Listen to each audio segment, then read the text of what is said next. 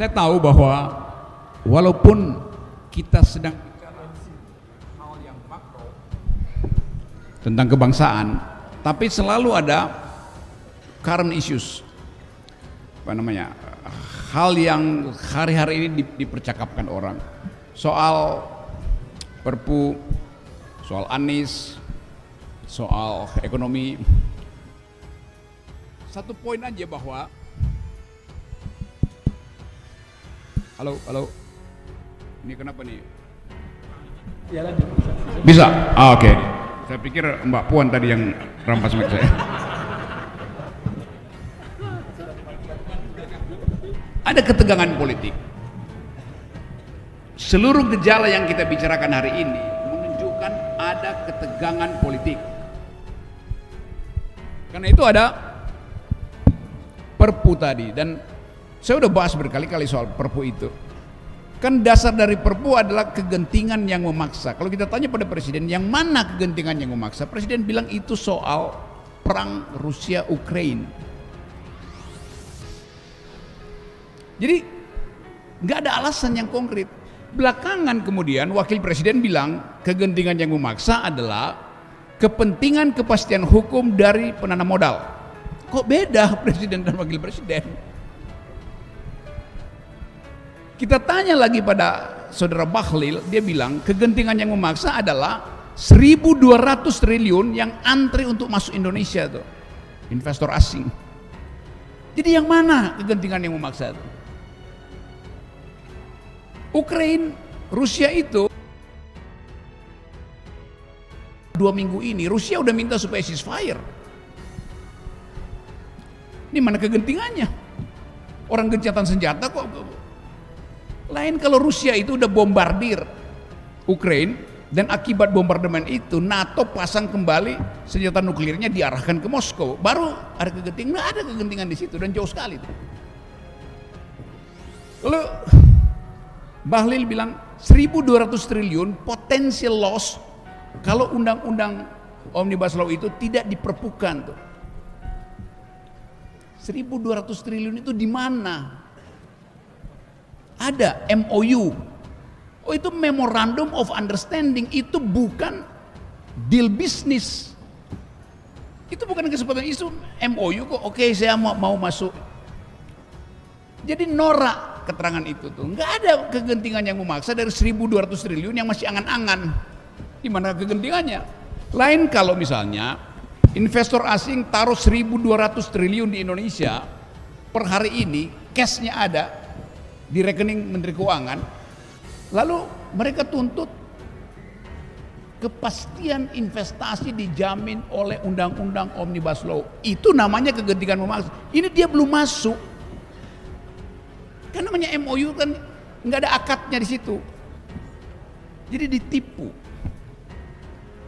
Nah, karena itu saya katakan ini bukan kegentingan yang memaksa, tapi memaksakan kegentingan supaya ada alasan untuk menekan hak buruh. Jadi kalau dibilang Indonesia nggak ada uang surplus. Mungkin sekarang ada 400 triliun di kas negara. Kenapa nggak diturunkan? Kenapa Presiden bilang nggak ada uang? Karena itu kita mesti undang investor asing. Sangat mungkin uang itu akan dipakai tahun depan untuk beli suara.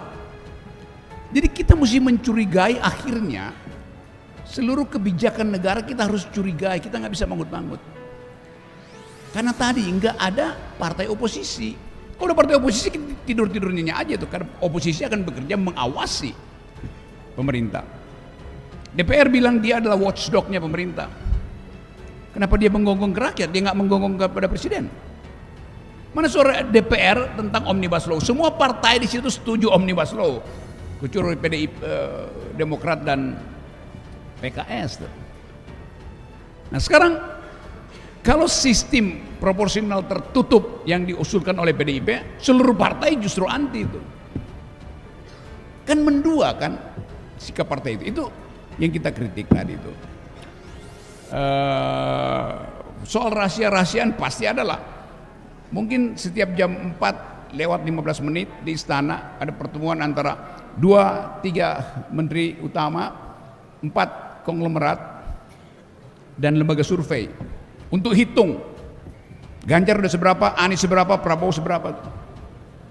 Tapi itu adalah konspirasi untuk membatalkan hak rakyat mendengarkan langsung suara dari capres-capres itu. Curangnya begitu. Kita nggak tahu apa yang harus kita pilih. Jadi banyak saya bisa bocorkan, tapi nanti kena delik saya. Tapi dengan analisis kita tahu. Jadi kalau disodorkan hari ini, inilah daftar calon presiden kita. Kita bertanya, dari mana? Enggak, dari depan Monas dengan menyewa surveyor. Lalu ditanya, pesantren yang diasuh oleh Gus Toha, mau pilih siapa? Ada 7, Anda mau pilih siapa? Kita disodorkan untuk hal yang sudah dipilihkan di istana. Itu curangnya. Jawabnya gampang, taruh 7 di situ. Anda pilih siapa? Bukan siapa yang kita pilih, siapa yang kita coret duluan.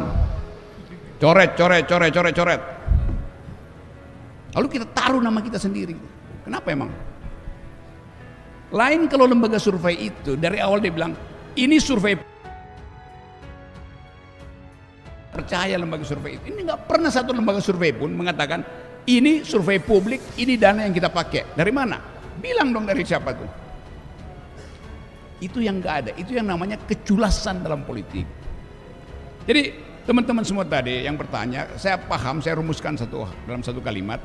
Kita cemas dengan keadaan, tapi nggak ada jalan keluar. Karena itu saya lagi siapkan jalan keluarga. Namanya LBP, Liga Boykot Pemilu. Nanti orang, oh itu makar. Nggak ada cuy, itu cuma gagasan cepat-cepat.